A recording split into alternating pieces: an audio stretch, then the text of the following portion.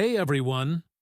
In a saga that never seems to end, Princess Anne's firm stance against unchecked royal privilege has added yet another twist to the ongoing drama surrounding Harry and Meghan. If the Sussexes thought they had left palace politics behind when they traded Frogmore Cottage for their Montecito mansion, they were mistaken. With her trademark no-nonsense approach, the Princess Royal has cut straight through the inflated sense of entitlement that Harry and Meghan seem to carry.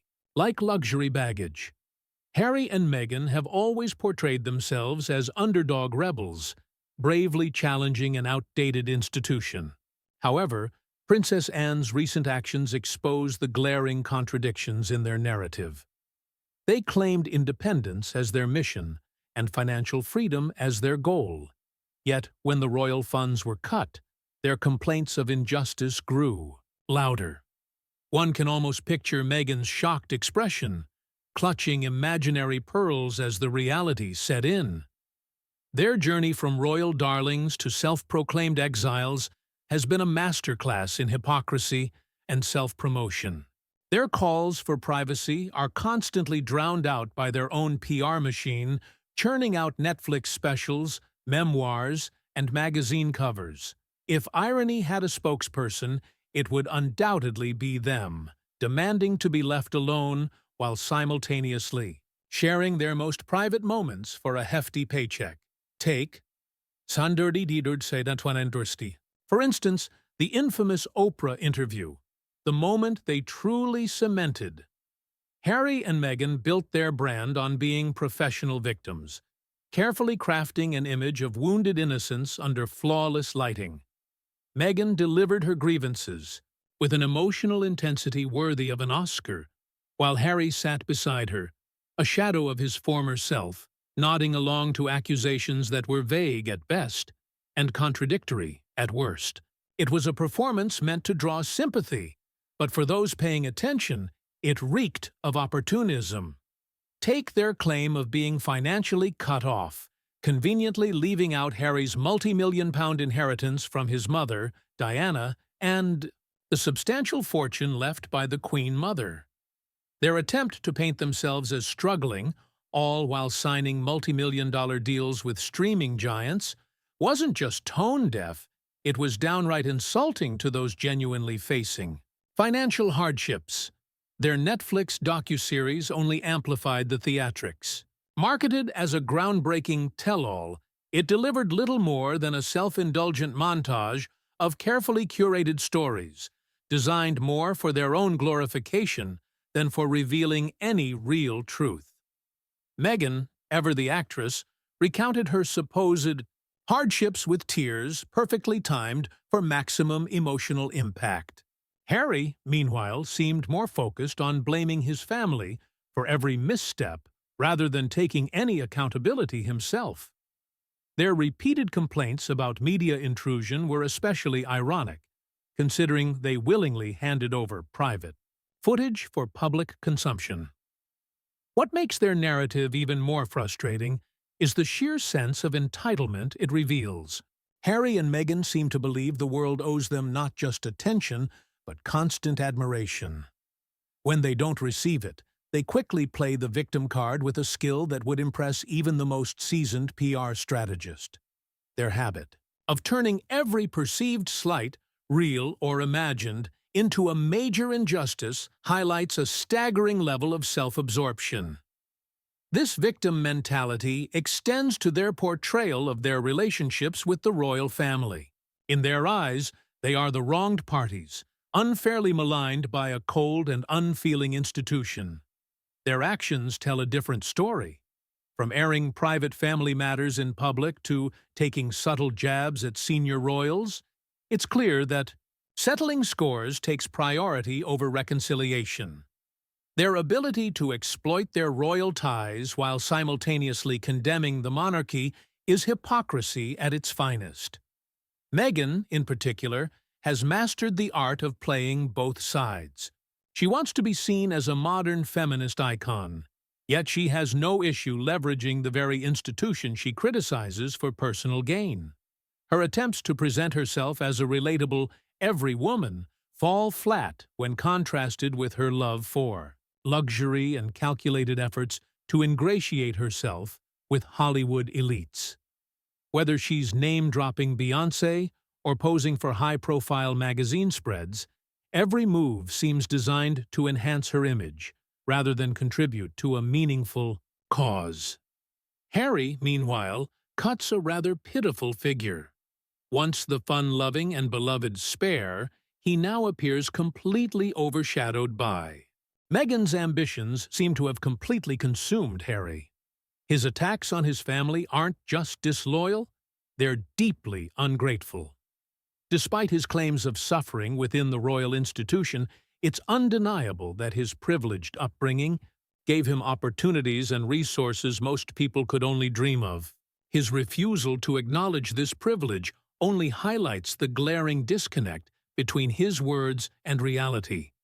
Their so-called activism is another area full of contradictions. For all their talk of compassion and charity, their actions tell a very different story. The Archie Foundation, promoted as a force for meaningful change, often feels more like a vanity project than a true effort to make a difference. While some of their initiatives are commendable, they are frequently overshadowed by their constant need for recognition and praise. It's difficult to take their calls for equality and justice seriously when they seem more focused on photo ops and self-congratulatory statements than real impact. Even their approach to parenting has become part of their PR strategy. Harry and Meghan often speak about wanting to give their children a normal life, yet their actions suggest otherwise. By keeping Archie and Lilibet out of the public eye while still leveraging their royal titles, they reinforce the very system they claim to reject. Their unwillingness to clarify whether they want their children to embrace or distance themselves from royal traditions only adds to the confusion, fueling the suspicion that their decisions are driven more by image than genuine principle. Their decisions often seem more about managing their public image than genuinely prioritizing their children's well-being. As for their ongoing feud with the media, it's hard to feel much sympathy when they so willingly exploit their own stories for profit. Their legal battles against tabloids and photographers might carry more weight if they weren't simultaneously selling their own narrative to the highest bidder. The fact that they fail to see the irony in this speaks volumes about their lack of self-awareness. At its core, Harry and Meghan's story is one of wasted potential. They had the opportunity to use their platform to champion meaningful causes and bridge divides, both within their family and in society. Instead, they have chosen to focus on personal grievances, turning every interaction into an opportunity for self-promotion. Their relentless pursuit of fame and fortune, disguised as a fight for justice, has alienated even some of their strongest supporters. Actions speak louder than words, and, in their case, the message is clear. Their hypocrisy, entitlement, and insatiable need for attention. Their need for attention has exposed them for what they truly are. A couple more interested in preserving their image than making a real difference. For all their claims of being misunderstood, it's becoming clear that the public sees them for who they are. Perhaps that's the one truth they can't spin. The saga of Harry and Meghan continues to unfold like a never-ending reality show, with the couple's thirst for relevance seemingly unquenchable. Every move they make, every word they say, appears carefully calculated to keep the spotlight on them. For two people who claim to crave privacy, their actions suggest they're more interested in cultivating their image as perpetual martyrs than stepping out of the public eye. Their public personas, crafted with the precision of a high-budget PR campaign, drip with insincerity and self-interest. Take Meghan's brand of self-promotion, which often passes for advocacy. Whether it's her occasional references to feminism or her claims of fighting systemic inequality, Meghan's messaging is often undermined by her actions. Her selective use of buzzwords like empowerment and equality can come across as hollow, as if she's reading from a script written by a marketing team instead of speaking from real conviction. Her so-called advocacy seems less about the causes themselves and more about positioning her as a modern-day hero. Take her much-publicized foray into children's literature, for example. Her book, The Bench, was marketed as a tribute to the bond between father and child, ironically, given Harry's strained relationship with his own father during the book's release. The launch came with the predictable media blitz, painting Meghan as a sensitive and creative soul. Yet, the book itself failed to connect, criticized for being as bland and forced as some of her public statements. It raised the question, was this a heartfelt creative endeavor, or just another attempt to cash in on her carefully curated persona? As for Harry, he seems increasingly lost in Meghan's shadow, his identity now largely defined by his role as Meghan's supportive partner, rather than as an individual. His once admirable qualities, charm, humor, and relatability, have been replaced by a relentless bitterness that seems impossible for him to shake. His public appearances are often marked by a predictable list of grievances, airing personal matters in a way that feels both petty and unbecoming. His transformation from the approachable prince to a perpetually aggrieved public figure has been nothing short of disheartening. Perhaps most glaring is the couple's obsession with controlling the narrative. Every interaction with the media seems designed to paint them as the victims of a cruel and unjust world. They often criticize the negative press they receive, yet they have no problem using the media to their advantage when it suits them. Their ability to seamlessly switch between condemning and exploiting the press is a clear display of their mastery of doublespeak. Take, for example, their recent foray into podcasting. The Archetypes podcast. The Archetypes podcast was initially hailed as a groundbreaking exploration of societal issues, but quickly became a platform for Meghan to rehash her familiar grievances. The discussions often felt less like genuine explorations of important topics and more like thinly veiled attempts to settle old scores.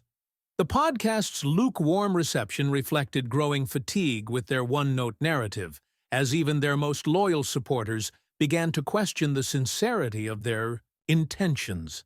Their approach to philanthropy is another area that invites scrutiny. While they frequently tout their charitable efforts, the details of their contributions often remain vague. For example, the Archewell Foundation is more often in the headlines for its promotional activities than for any measurable impact it has made. Their focus on optics over outcomes raises questions about whether their philanthropy is driven by true altruism or simply a desire to improve their public image. Moreover, their lavish lifestyle stands in stark contrast to their claims of wanting to create a more equitable world. Their multi-million-dollar mansion in Montecito, designer wardrobes, and love for luxury travel reflect a level of excess that feels disconnected from the causes they claim to support. It's hard to take their calls for systemic change seriously when they seem so unwilling to make personal sacrifices themselves. Their penchant for self-contradiction extends to their parenting narrative. They often speak about wanting to provide a normal upbringing for Archie and Lilibet, yet their actions tell a different story.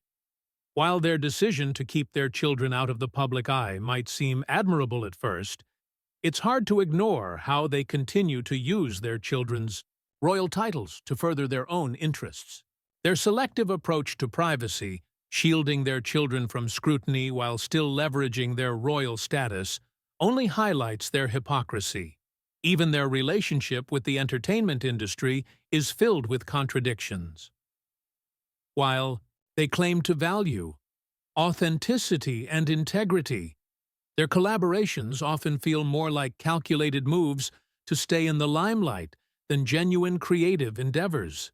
Their Netflix docuseries, for example, was marketed as an intimate look into their lives, but ultimately came across as a self-indulgent exercise in PR. Their inability to distinguish between personal storytelling and self-promotion further undermines their credibility. At the core of Harry and Meghan's public image is a glaring disconnect between their words and actions. They often position themselves as trailblazers, challenging outdated norms, but their approach is far from revolutionary. Their reliance on well-worn narratives of victimhood and their inability to move beyond their grievances reveal a lack of vision and substance. Their quest for independence and relevance has, ironically, made them more dependent on public validation than ever before. The most telling aspect of their downfall is their strained relationship with the British public. Once viewed with affection and admiration, Harry and Meghan have distanced themselves from many of their supporters due to their constant focus on personal gain. Their refusal or inability to engage with critics in a meaningful way has only made the gap wider, leaving them feeling more isolated and irrelevant. Their journey serves as a warning about the dangers of unchecked ambition and the impact of putting appearance over true value. Their endless quest for fame, wealth, and validation has cost them dearly, especially when it comes to their reputations. For all the claims of being misunderstood and unfairly criticized, it's clear that their biggest challenges don't come from outside forces, but from the choices they make and how they act. Watching Harry and Meghan's ongoing saga is like watching a slow-motion train wreck. It's hard to look away, even as each new chapter unfolds with the predictability of a bad soap opera. Despite the constant cycle of self-pity, exaggerated outrage, and glaring hypocrisy, there is one figure who stands out as a symbol of grace and common sense: Princess Anne. Unlike the Sussexes' endless complaints and PR stunts, she represents everything they lack: grace, discipline, and an unwavering dedication to duty. Let's focus on Meghan, who often portrays herself as an advocate for empowerment, but seems to fall into the trap of victimhood at every turn. Her carefully crafted image as a modern feminist and misunderstood royal falls apart when you look closely at her actions. Despite claiming to break away from traditional norms, Meghan has an impressive knack for exploiting those very norms. Meghan criticizes the monarchy while still holding on to its titles. She talks about being real, but surrounds herself with a perfectly edited image, almost like a Hollywood star. If empowerment is her goal, it's unclear who, other than Meghan herself, is truly being empowered. On the other hand, Harry seems lost in bitterness, so consumed by it that he's willingly stepped into a supporting role in his wife's story. Once known as the People's Prince, Harry's charm is now overshadowed by his constant complaining. His shift from a beloved royal to a self-absorbed public figure is confusing and disappointing. It's hard to see the Harry who once radiated warmth and humor as the same person now focused on endless grievances. He seems unable to move past what he sees as wrongs, holding on to them like a child with a security blanket. Enter Princess Anne, the complete opposite of everything Harry and Meghan stand for. Her reputation as the hardest-working royal is no exaggeration. Princess Anne's unwavering commitment to duty sets her apart, especially when compared to the Sussexes, who often seem to view service as a means to an end. She carries out her responsibilities with quiet determination, letting her actions speak for themselves rather than seeking attention or engaging in self-promotion. While Harry and Meghan rely on press releases and interviews to shape their narrative, Anne simply gets the job done. Chapter: Recent reassessment of financial support for Harry and Meghan's children reinforces Anne's practical mindset. It's a decisive move that underscores her belief that privileges should be earned, not automatically granted by birth. To her, royal titles and financial backing come with responsibilities, not entitlements. A stark contrast to the Sussexes' apparent expectations. The message is clear.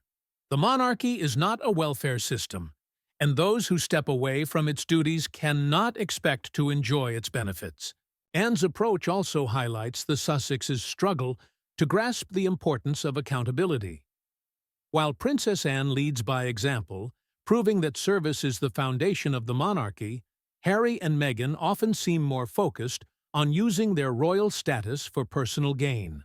Their relentless effort to control the narrative, whether through lawsuits, tell-all interviews, or high-profile Netflix projects, reveals a fundamental misunderstanding that credibility is built through actions, not words. Meghan's claims of being silenced within the royal family feel especially unconvincing when contrasted with her continuous media appearances. If silence is a form of oppression, then hers is remarkably loud. Her repeated attempts to present herself as a champion for the voiceless are overshadowed by the sheer volume of her own voice, which consistently appears tuned to self-promotion. Whether she's writing a children's book or launching a podcast, many of her projects come across as branding exercises rather than sincere contributions to meaningful discussions. Harry, for his part, seems just as out of touch. Harry's criticism of the press, while not entirely without merit, is undermined by his willingness to use the media when it benefits him. His memoir, marketed as an unfiltered account of his life, often reads more like a list of personal grievances. The contradiction of condemning media intrusion while openly sharing intimate details of his life seems lost on him.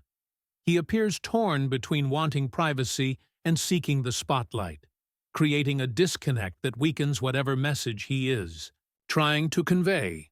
Princess Anne, on the other hand, embodies the best of the monarchy: stability, dedication, and a clear sense of duty.